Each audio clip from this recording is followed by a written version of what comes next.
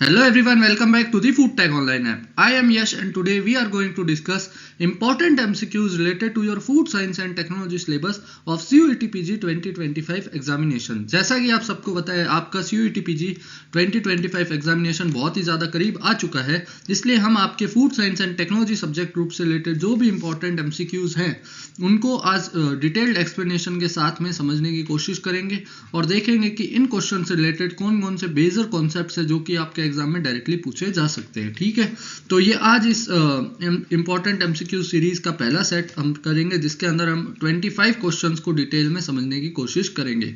सो ये जो सेशन है उन सभी स्टूडेंट्स या कैंडिडेट्स के लिए बहुत ज़्यादा बेनिफिशियल होने वाला है जो कि अपनी तैयारी कर रहे हैं या फिर अपनी तैयारी कंप्लीट कर चुके हैं और अब उन्हें as a practice test perform करने की ज़रूरत है। तो चलिए शुरू करते हैं आज के इस सेशन को।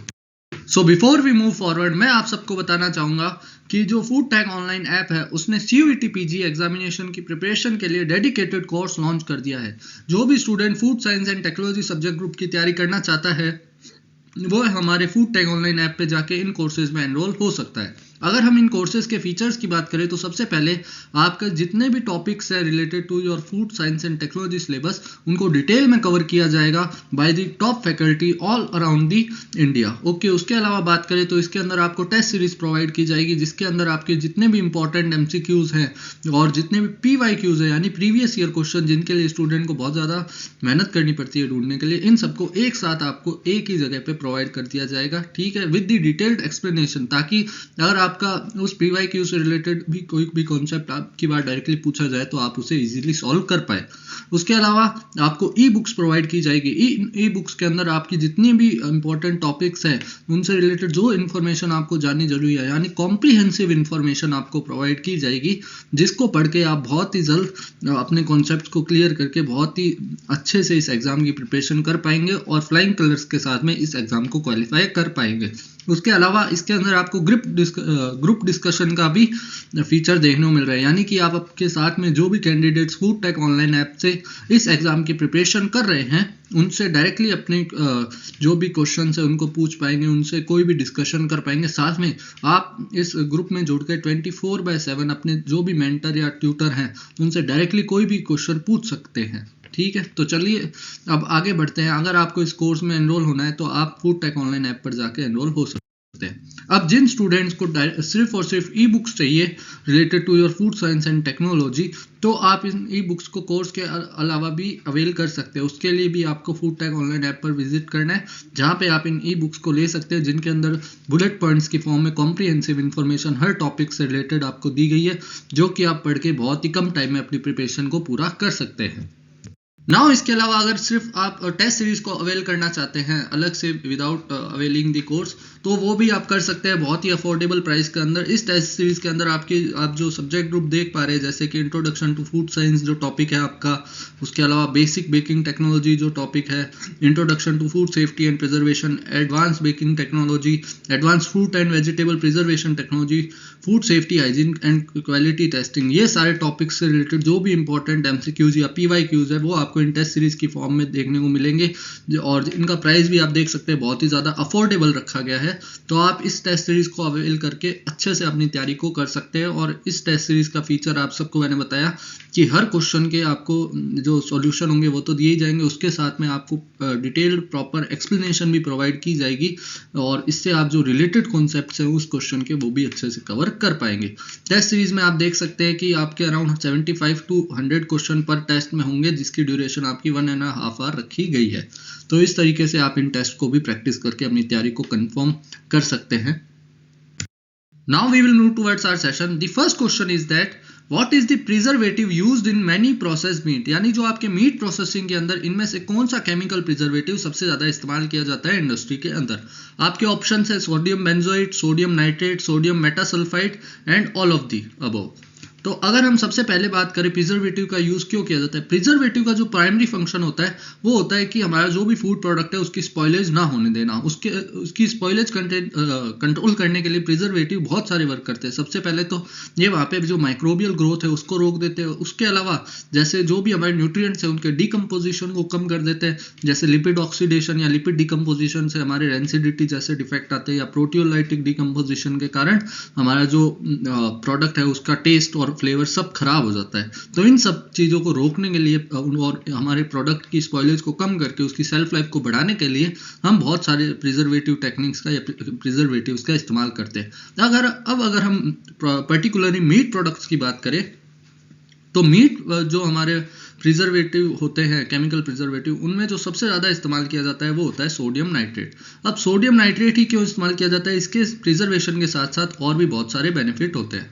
कि सबसे पहले तो ये जो सोडियम हमारा नाइट्रेट है, ये मैंने आपको बता ही दिया कि जो भी स्पॉइलेज है उसको कंट्रोल करता है। स्पॉइलेज को कैसे कंट्रोल करता है, ये हमारे जो फूड प्रोडक्ट होता है उसके अंदर जो लिपिड ऑक्सीडेशन है या फैट ऑक्सीडेशन है, जिससे हमारी एसिडिटी हो जाती है और टेक्सचर और फ्लेवर खराब हो जाता है, तो हमारे जो फैट ऑक्सीडेशन जो है उसे पूरी तरीके से रोक देता है, ठीक है, प्रिवेंट करता है, ठीक है।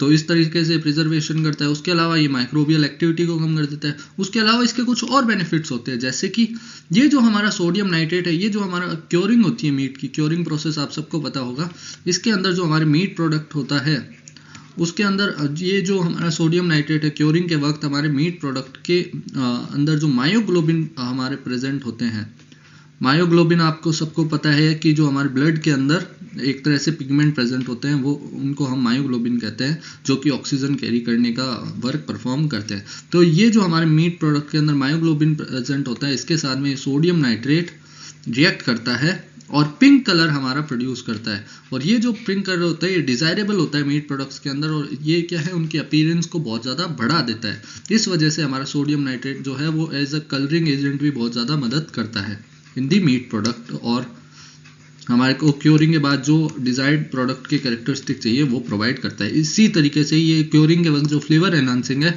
उसमें भी बहुत ज़्यादा मदद करता है। इस वजह से सोडियम नाइट्रेट हमारा केमिकल प्रिजर्वेटिव बहुत ज़्यादा यूज़ किया जाता है in the meat processing industry. Now next question is that preserving food by canning is also known as, यानी जो कैनिंग प्रोसेस होती है उसका एक और नाम इनमें से क्या होता है, हमें ये बताना है। ऑप्शन है हमारे pasteurisation, sterilisation, appertisation and all of the above. तो अगर हम ऑप्शन से बात करें तो इसका सही आंसर हो जाएगा option number C, appertisation. Canning process को एप्रिटाइजेशन कहा जाता है क्योंकि इसका जो इन्वेंशन है वो किया था निकोलस एप्रेट नाम के साइंटिस्ट ने, ठीक है। इसी वजह से इस प्रोसेस को हम कैनिंग को ही एप्रिटाइजेशन नाम से भी जानते हैं। अब जानते हैं कि कैनिंग होती क्या है। कैनिंग एक फूड प्रिजर्वेशन टेक्निक है जिसके अंदर सबसे पहले जो भी हमारा फूड प्रोडक्ट होता है उसको वैक्यूम पैक किया जाता है या फिर हर्मेटिकली सील किया जाता है मेटल कैन्स के अंदर, ठीक है। और इन मेटल कैन को बाद में एक तरह से इस फूड प्रोडक्ट को वैक्यूम सील करने के बाद इन कैन्स को कर दिया जाता है स्टेरिलाइज, ठीक है। स्टेरिलाइजेशन से क्या होता है, इन कैन के अंदर जो भी हमारे माइक्रोब्स प्रेजेंट थे फूड प्रोडक्ट के अंदर वो कंप्लीटली डिस्ट्रॉय हो जाते हैं, किल हो जाते हैं, ठीक है। जिससे तीन चीज़ों का फायदा मिलता है। सबसे पहले तो इस फूड प्रोडक्ट का लाइट के कारण जो भी ऑक्सीडेशन है या स्पॉइलेज है वो नहीं होता, लाइट से एक्सपोजर नहीं होता कैन फूड का। दूसरा कैन फूड का क्योंकि एनवायरमेंटल की गैसेस से कोई एक्सपोजर नहीं हो पाता है हेर्मेटिकली सील होने के बाद, तो वहाँ पे कोई भी गैसियस हमारी स्पॉइलेज नहीं होती।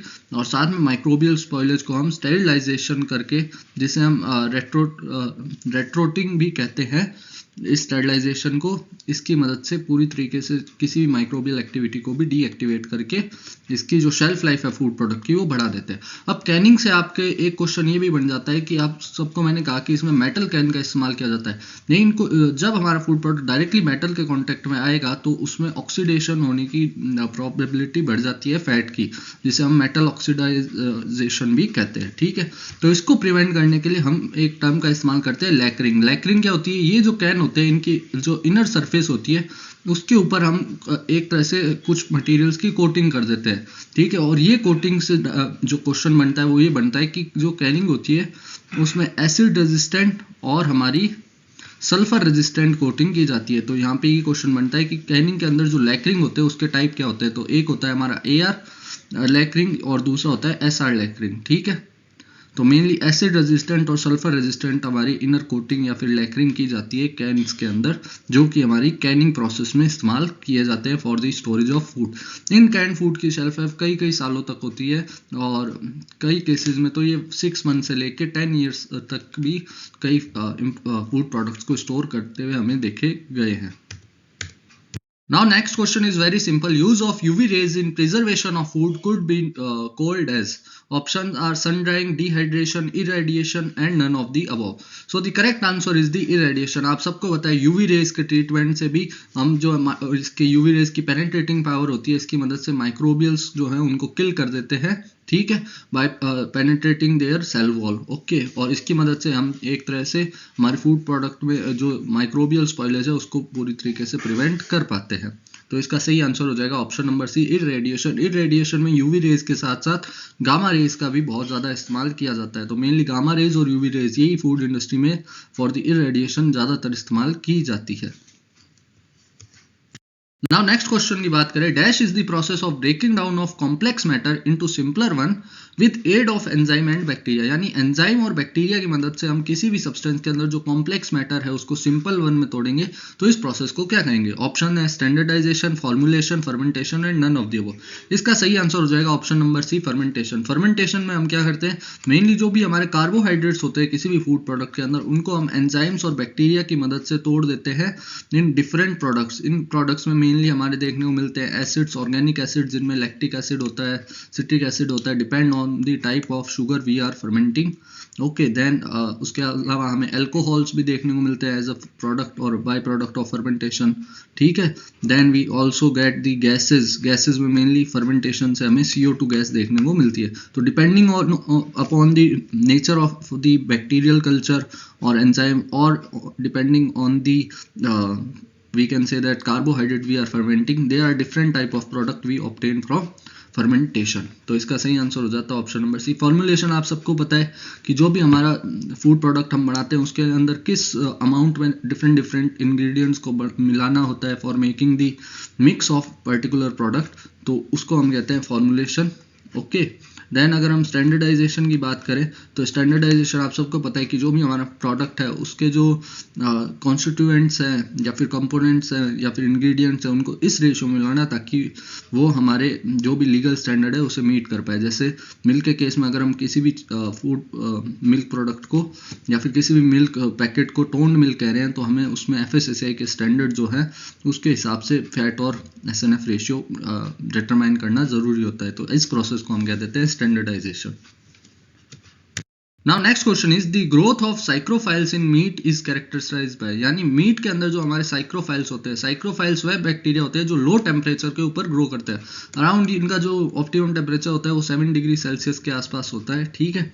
तो ये जो बैक्टीरिया होते हैं हमारे, वो अगर हमारे मीट प्रोडक्ट में ग्रोथ अपनी शो करेंगे ड्यूरिंग द स्टोरेज, तो हमारे को कौन कौन से इसमें से कैरेक्टरिस्टिक देखने को मिलेंगे? Slime formation, whiskers, then we have stickiness in the meat product and none of the above. तो इसका सही आंसर हो जाएगा option number A, slime formation. हमारे जो साइक्रोफिलिक बैक्टीरिया होते हैं वो मेनली कॉज कर देते हैं हमारे मीट प्रोडक्ट के अंदर, और ये मेनली एक तरह का स्पॉइलेज कॉज करते हैं।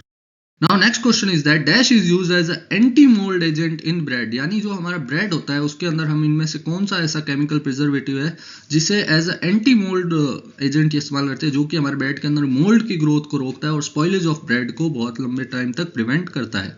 ऑप्शन है हमारे calcium propionate, potassium bromate, sorbic acid and all of the above. तो इसका जो सही आंसर हो जाएगा वो हो जाएगा option number A, calcium propionate. Calcium propionate हमारी ब्रेड के अंदर प्रोपायनिक एसिड को रिलीज करता है, और ये जो प्रोपायनिक एसिड है ये हमारे जो ब्रेड के अंदर मोल्ड ग्रोथ है उसे रोक देता है। इसके साथ में इसका एक और बेनिफिट होता है कि जब हम कैल्शियम प्रोपाइनेट ऐड करते हैं तो एक तो इसका जो यीस्ट ग्रोथ होती है, यीस्ट आप सबको पता है हमारे ब्रेड जब डो फॉर्मेशन में हम इस्तेमाल करते हैं, ब्रेड डो फॉर्मेशन में, उसकी ऊपर कोई भी हमारा हार्मफुल इम्पैक्ट कॉज नहीं करता। ये सिर्फ हमारे ब्रेड के अंदर जो हार्मफुल मोल्ड है उनकी ग्रोथ को रोकता है, और यीस्ट का जो फंक्शन है वो हमारा इफेक्ट नहीं होता, जिसके कारण हमारे को एक फ्लफी डो मिलता है ब्रेड का और प्रॉपर फर्मेंटेशन हमारे ब्रेड के अंदर होती है, ठीक है। तो दूसरा बेनिफिट इसका ये हो गया कि ये इस पे कोई इफेक्ट नहीं करता। तीसरा बेनिफिट इसका ये हो गया कि ये जब कैल्शियम प्रोपाइनेट हमारी ब्रेड में एज अ प्रिजर्वेटिव यूज़ किया जाता है तो ये कैल्शियम के अमाउंट को हमारी ब्रेड के अंदर बढ़ा देता है, जो कि इसकी न्यूट्रिशनल ओवरऑल वैल्यू को बढ़ा देता है हमारी ब्रेड की। तो ये मेजर बेनिफिट्स होते हैं जिसके कारण हम कैल्शियम प्रोपाइनेट का ब्रेड के अंदर इस्तेमाल करते हैं। अब यहाँ पे लिखा गया एंटी मोल्ड एजेंट, तो आपको यहाँ पे ये भी ध्यान रखना चाहिए कि जो ब्रेड मोल्ड जिस हमारी स्पीशीज़ को कहा जाता है, बैक्टीरियल स्पीशीज़ को, उसका नाम होता है राइजोपस। और राइजोपस में भी जो ब्रेड मोल्ड अगर आपके एग्जाम में पूछा जाए तो उसका नाम होता है राइजोपस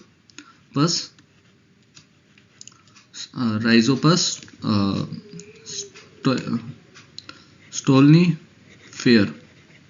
तो ये जो स्पीशीज है इसका मेनली नाम हमारे को ब्रेड मोल्ड के नाम से देखने को मिलता है, मोल्ड की स्पीशीज का, और यही मेनली हमारी ब्रेड के अंदर ग्रोथ करती है और ब्रेड स्पॉइलेज करती है।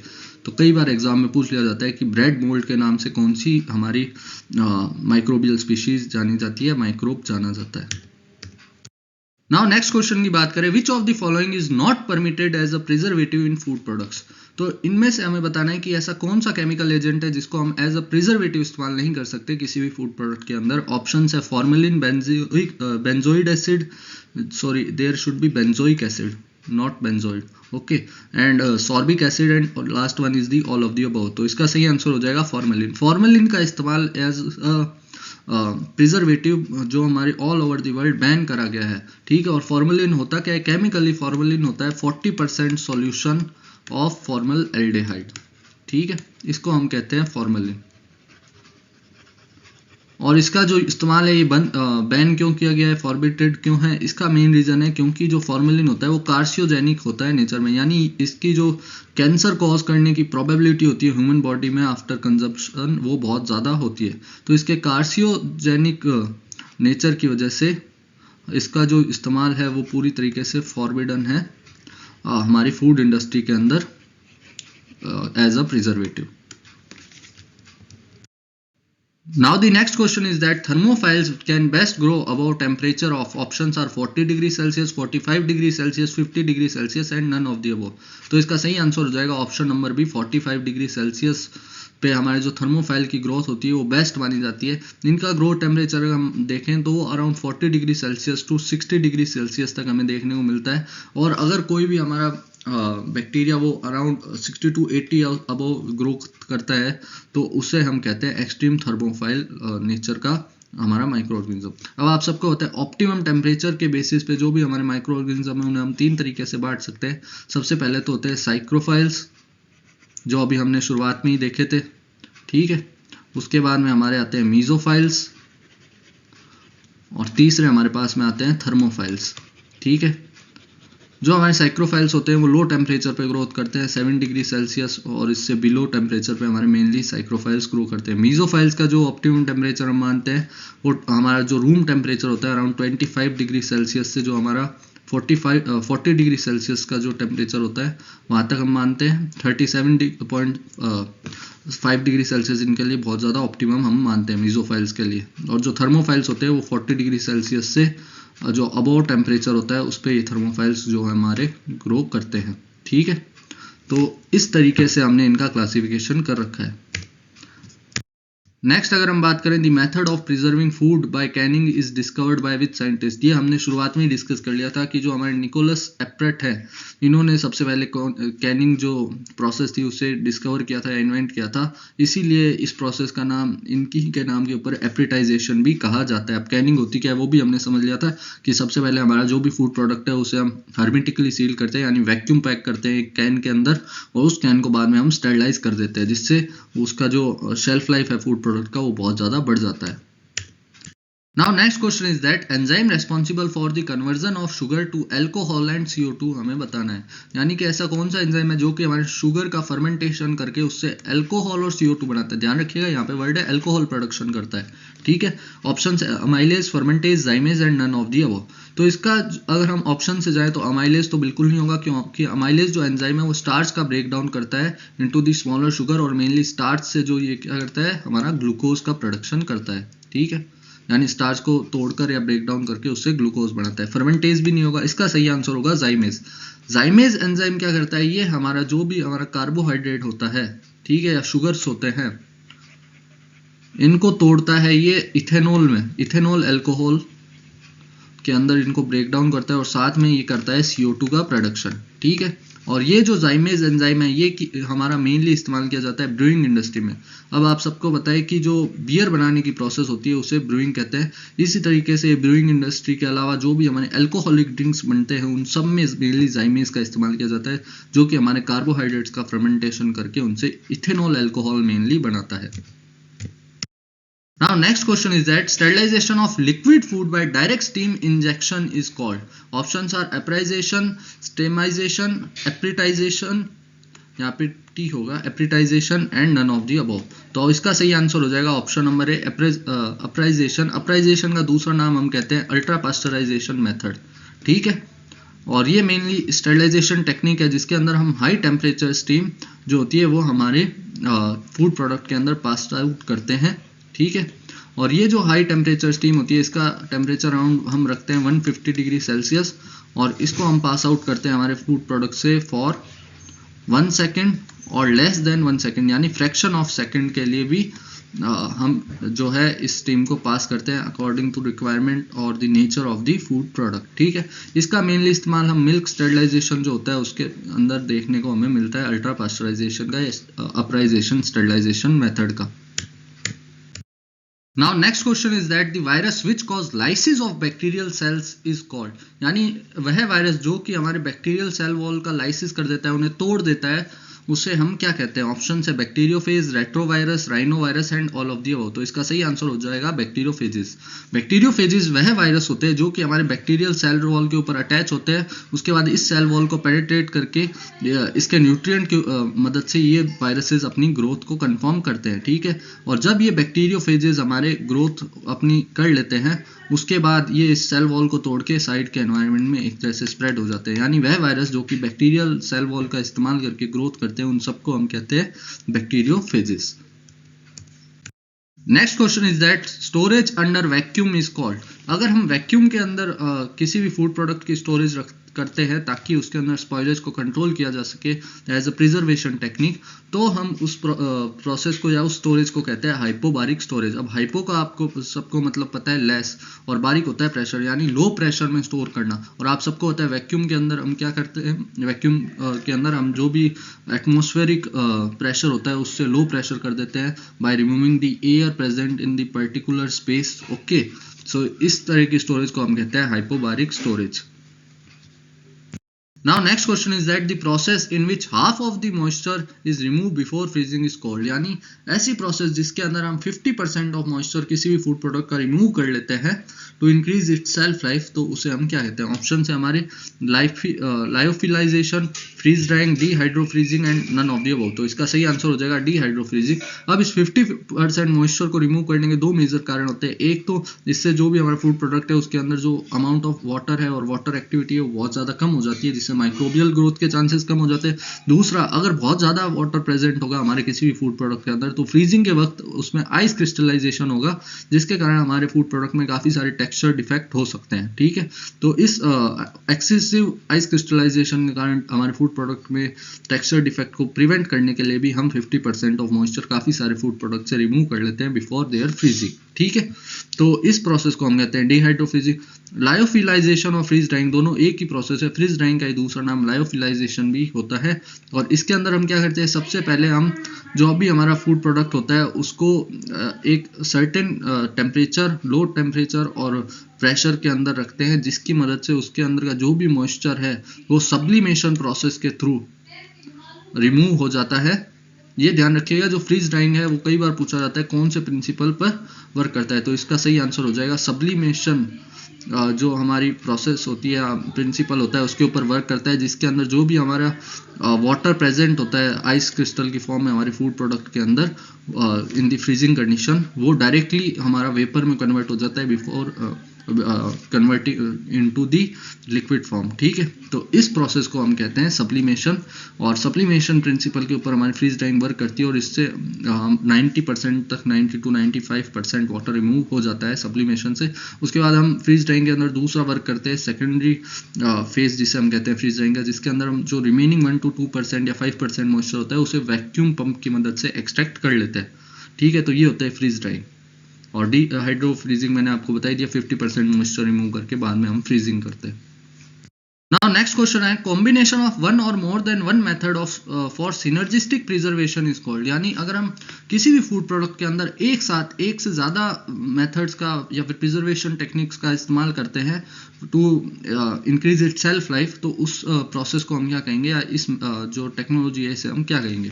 ऑप्शन है कंबाइन प्रोसेसिंग, ये नहीं होगा, hurdle technology, food processing and none of the above. तो इसका सही आंसर हो जाएगा हर्डल टेक्नोलॉजी। अब हर्डल टेक्नोलॉजी का मतलब होता है कि हम किसी भी फूड प्रोडक्ट के अंदर मल्टीपल प्रिजर्वेशन टेक्निक्स का इस्तेमाल करें, जैसे उसकी वाटर एक्टिविटी को कम कर देना, ठीक है, वाटर एक्टिविटी कम करने के साथ में हमने उस पर टेम्परेचर यानी हीट का ट्रीटमेंट कर दिया उसका, ठीक है, हीट ट्रीटमेंट कर देना। उसके अलावा उसका जो पीएच है उसको हम लो कर दें, क्योंकि आपको पता है कि अगर एक्सेसिव पीएच होगा या वेरी लो पीएच होगा तो उस पर हमारा माइक्रोबियल ग्रोथ बहुत कम हो जाती है, तो उसके पीएच को एडजस्टमेंट कर देना, ठीक है। उसके अंदर जो सॉल्ट कंसंट्रेशन है उसको ऑल्टर कर देना, ठीक है, और ऐसी कंडीशन बना देना जो कि हमारे किसी भी माइक्रोबियल ग्रोथ के लिए अनफेवरेबल हो, ठीक है। तो इस तरह डिफरेंट चीज़ों का एडजस्टमेंट करके या डिफरेंट हमारी प्रिजर्वेशन टेक्निक्स का इस्तेमाल करके अगर हम किसी भी फूड प्रोडक्ट के अंदर एक तरह से हर्डल्स बना देते हैं, यानी रुकावटें पैदा कर देते हैं for the growth of micro organism, और हमारे फूड प्रोडक्ट की माइक्रोबियल स्पॉइलेज को कंट्रोल करते हैं, तो इस प्रोसेस या इस टेक्नोलॉजी को हम कहते हैं हर्डल टेक्नोलॉजी। अब सिनर्जिस्टिक प्रिजर्वेशन यहाँ पे वर्ड आया, तो सिनर्जिस्टिक का मतलब होता है जब एक से ज़्यादा प्रोसेसेस एक साथ में मदद करके एक दूसरे के इम्पैक्ट को बढ़ा रही हो या फिर एक दूसरे को एज अ एडवांस कर रही हो। जैसे कि मान लो अगर हम वाटर एक्टिविटी के साथ में हीट का भी हीट जो है उसे भी यूज़ कर रहे हैं for the preservation of microbe, तो ये जो माइक्रोबियल प्रिजर्वेशन है उसको एक तरह से एनहांस कर देगा हमारे फूड प्रोडक्ट के अंदर। नाउ नेक्स्ट क्वेश्चन की अगर हम बात करें, dash is use for inhibiting fungal growth and non enzymatic browning in fruit juices. यानी इनमें से कौन सा chemical compound mainly fruit juices के अंदर इस्तेमाल किया जाता है, और इसका काम होता है जो भी वहाँ पे फंगल ग्रोथ है जैसे यीस्ट और मोल्ड की ग्रोथ है, या फिर जो नॉन एंजाइमेटिक ब्राउनिंग के कारण जो डिस्कलरेशन डिफेक्ट हमें देखने को मिलता है फ्रूट के अंदर या फ्रूट जूसेस के अंदर, उन्हें रोकना। तो इसका ऑप्शन है हमारे पास sodium benzoate, sulphur dioxide, sorbic acid and none of the above. तो the correct answer is sulphur dioxide. H2S जो सल्फर डाइऑक्साइड होता है ये मेनली हमारा फ्रूट जूसेस के अंदर यूज किया जाता है, और ये क्या करता है, ये सल्फोरस एसिड जो है वो प्रोड्यूस करता है। और ये जो सल्फोरस एसिड होता है इसका कैरेक्टरिस्टिक ये होता है कि ये जो लो पीएच हमारी फ्रूट प्रोडक्ट्स की होती है, मेनली आप सबको होता है जितने भी फ्रूट्स होते हैं वो लो एसिडिटी नेचर के होते हैं, उनकी जो पीएच होती है वो बहुत ज़्यादा कम होती है। तो ये जो सल्फरस एसिड होता है ये लो पीएच के ऊपर भी एंटी माइक्रोबियल एक्टिविटी शो कर सकता है, यानी कि ये जो वहाँ पे मेनली यीस्ट और मोल्ड की ग्रोथ होती है उनको रोक सकता है। तो इसकी लो पीएच के ऊपर वर्क करने की या एंटी माइक्रोबियल एक्टिविटी शो करने की एबिलिटी के कारण ये मेनली H2S जो होता है हमारे फ्रूट प्रोडक्ट्स या फ्रूट जूसेस के अंदर एज अ प्रिजर्वेटिव ज़्यादा इस्तेमाल किया जाता है, ठीक है। Now the next question is that the preservation method involving stabilization of albumin quality of holding egg in oil bath is called as। यानी सिंपली अगर हम एग्स को प्रिजर्वेशन के लिए किसी ऑयल बाथ के अंदर, मेनली इसमें मिनरल ऑयल यूज होता है, उसके अंदर रखें डिप करके, तो इस प्रिजर्वेशन टेक्निक को हम क्या कहते हैं, जिसका मेन हमारा जो मोटिव होता है वो होता है एल्बुमिन क्वालिटी को एक तरह से स्टेबलाइज करना, ठीक है, एग के अंदर। तो इसके ऑप्शन है हमारे पास thermo stabilisation, lipo stabilisation, coagulation and none of this. तो इसका सही आंसर है option number A, thermo stabilisation. अब इसमें मेनली करते क्या है, देखो इस एग को इस मिनरल ऑयल के अंदर डिप करने का मेनली रीजन जो होता है या फिर ट्रीट करने का इस मिनरल ऑयल से मेन रीजन ये होता है कि ये जो ऑयल है इस एग के आउटर लेयर पे या शेल के ऊपर एक तरह से कोटिंग बना लेता है, जिसके कारण जो एग से हमारा मॉइस्चर लॉस होता है वो बिल्कुल रुक जाता है। साथ में जो इस एग के अंदर जो हमारा एल्बुमिन है उसकी क्वालिटी का जो डिस्ट्रक्शन है या फिर खराब होना है वो भी रुक जाता है। इन दोनों कारणों की वजह से जो हमारा एग है उसकी स्पॉइलेज को हम काफी टाइम तक टाल सकते हैं। तो इसका सही आंसर होगा option number A, thermo stabilisation. Now the next one is, which of the following acid is not used as a preservative in food? Options are sulfuric acid, benzoic acid, citric acid and none of this.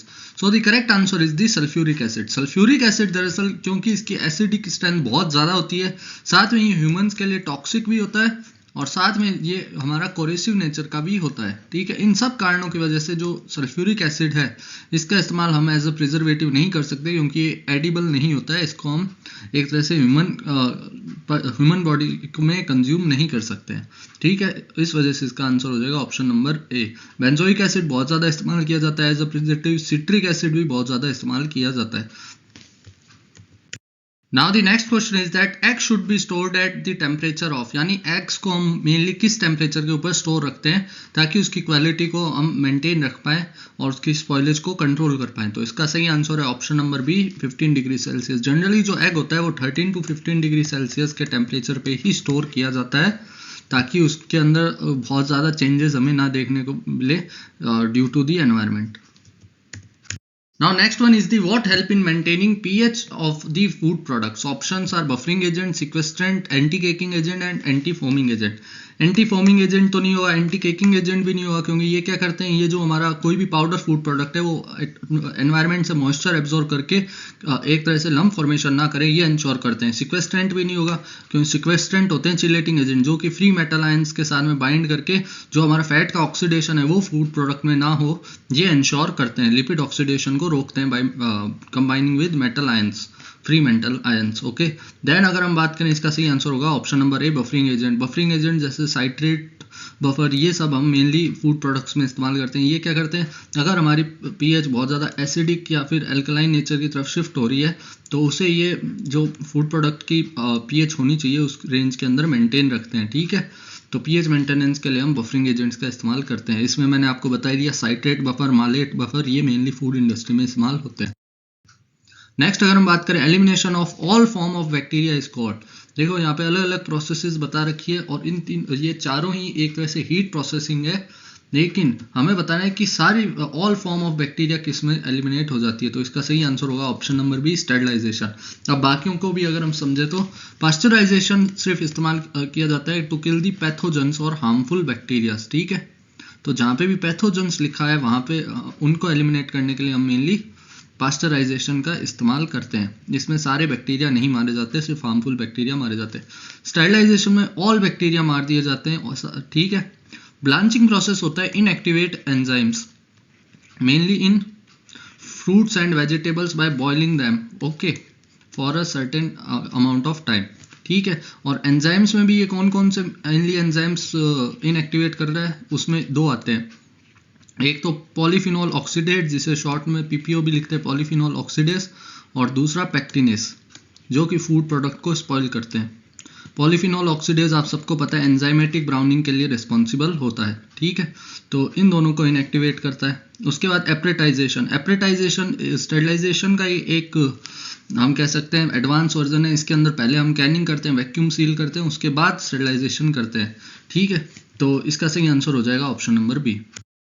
Next आएगा at what temperature should you keep frozen food. Frozen food आप सबको पता है -18 degree Celsius पे रखे जाते हैं, क्योंकि इस फॉर्म में जो बैक्टीरियल एक्टिविटी होती है वो बहुत कम हो जाती है, क्योंकि वाटर एक्टिविटी बहुत ज़्यादा कम हो जाती है फूड प्रोडक्ट की, because most of the water is in the ice crystal form. Next question की बात करें, pasteurisation is done to kill. Option से आपके selective micro organism, all micro organism, yeast and its spores. तो आप सबको मैंने अभी बताया ये सिर्फ सिलेक्टिव माइक्रो ऑर्गेनिज्म को ही मारता है पास्चराइजेशन प्रोसेस, ठीक है। और सिलेक्टिव माइक्रो ऑर्गेनिज्म में मेनली जो हार्मफुल माइक्रो ऑर्गेनिज्म होते हैं जिन्हें हम माइक्रोबायोलॉजिकल टर्म में पैथोजेंस कहते हैं, सिर्फ उन्हीं को मारता है, ठीक है। तो इसका सही आंसर हो जाएगा ऑप्शन नंबर ए। पास्चराइजेशन भी कई तरीके के होते हैं, मेनली जो हमारे मिल्क प्रोडक्ट होते हैं उनके अंदर हम पास्चराइजेशन करते हैं, जूसेस के लिए भी पास्चराइजेशन करते हैं, लेकिन ज़्यादातर ये मिल्क इंडस्ट्री का बहुत इंपॉर्टेंट प्रोसेस होता है। उधर दो तरीके के पास्चराइजेशन इस्तेमाल होते हैं, LTLT यानी low temperature long time pasteurisation, और HTST high temperature short time pasteurisation, ठीक है। तो low temperature long time pasteurisation में 63 डिग्री सेल्सियस टेम्परेचर मेंटेन किया जाता है फॉर 30 मिनट्स। वहीं अगर हम देखें HTST में हमारा 72 डिग्री सेल्सियस टेम्परेचर मेंटेन किया जाता है फॉर 15 सेकेंड्स। तो ये इनका टाइम टेम्परेचर कॉम्बिनेशन होते हैं। Now next one is the curing is commonly used for the preservation of. तो हमने पहले ही जब क्वेश्चन पढ़ा था उसी में हमने देखा था कि जो क्योरिंग होती है वो mainly meat and fish products के लिए की जाती है। अब इसमें करते क्या है, इसमें हम मेनली जो सॉल्ट होता है उसके एडिशन से या फिर सोडियम नाइट्रेट जैसे कंपाउंड्स के एडिशन से जितना भी हमारे मीट और फिश के अंदर वाटर होता है उस वाटर को एक्सट्रैक्ट करने की कोशिश करते हैं, जिससे ये अंदर से ड्राई ऑफ हो जाए और इनकी वाटर एक्टिविटी कम हो जाए, जिससे माइक्रोबियल एक्शन या माइक्रोबियल ग्रोथ को हम रोक पाए। ठीक है, तो इसका सही आंसर होगा option number B. Now the next question is that refrigerated or cold storage generally will preserve perishable food. For options are hours and days, days or weeks, weeks and months and year. So इसका सही answer हो जाएगा option number B, days और weeks. यानी जो हमारे perishable food product होते हैं उनको हम रेफ्रिजरेटेड या फिर कोल्ड स्टोरेज के अंदर में कुछ डेज से लेके वीक्स तक ही प्रिजर्व कर सकते हैं। ओके, अगर हमें मोर प्रिजर्वेशन चाहिए या मोर सेल्फ लाइफ चाहिए तो हमें मेनली ड्राइंग की तरफ जाना पड़ता है कि उस फूड प्रोडक्ट को हम ड्राई कर दें कंप्लीटली। ठीक है, तो इसका सही आंसर हो जाएगा option number B. So this is the first set of the important MCQs related to the particular subject group. तो आज के इस सेशन में हमने 25 क्वेश्चंस कवर किए और ये क्वेश्चंस हमने एक्सप्लेनेशन के साथ कवर किए और मुझे लगता है ये आपके लिए एग्जाम पॉइंट ऑफ व्यू से बहुत ज़्यादा हेल्पफुल रहेंगे। ओके, नाउ अगर हम बात करें आपको ऐसे ही क्वालिटी क्वेश्चंस और ज़्यादा प्रैक्टिस करने हैं तो आप ज़रूर फूड टेक ऑनलाइन ऐप पर एक बार ज़रूर विजिट कीजिएगा। वहाँ पे आपको पर्टिकुलर सब्जेक्ट जो आप यहाँ पे देख पा रहे हैं, ठीक है, इन सब से रिलेटेड आपको डिफरेंट क्वेश्चंस फ्री में एमसीक्यूज प्रैक्टिस करने को मिलेंगे, जिनमें आ जाएंगे आपके फूड प्रोसेसिंग, फूड केमिस्ट्री वाले सब्जेक्ट्स भी। ओके, उसके अलावा सीयूईटी पीजी एग्जाम के लिए मैंने आपको बता ही दिया dedicated course food tech online ने लॉन्च कर दिया for the both subjects group. First one is the food science and technology and the second one is the food engineering and technology. Okay, उसके अलावा भी आपको CUET PG, FCI, food analyst, इनमें से किसी भी एग्जाम की तैयारी करनी है एक ही प्लेटफॉर्म से और कॉम्प्रिहेंसिव मैनर में तैयारी करनी है ताकि आप बहुत कम समय में इन एग्जाम्स की तैयारी करें के इनको क्लियर कर पाएँ, तो आप ज़रूर फूड टेक ऑनलाइन ऐप को विजिट कीजिएगा। ऐप का लिंक आपको इसी वीडियो के डिस्क्रिप्शन में मिल जाएगा। And thank you for listening. I hope this session will be helpful for you. Best of luck for your examination from Food Tech Online app.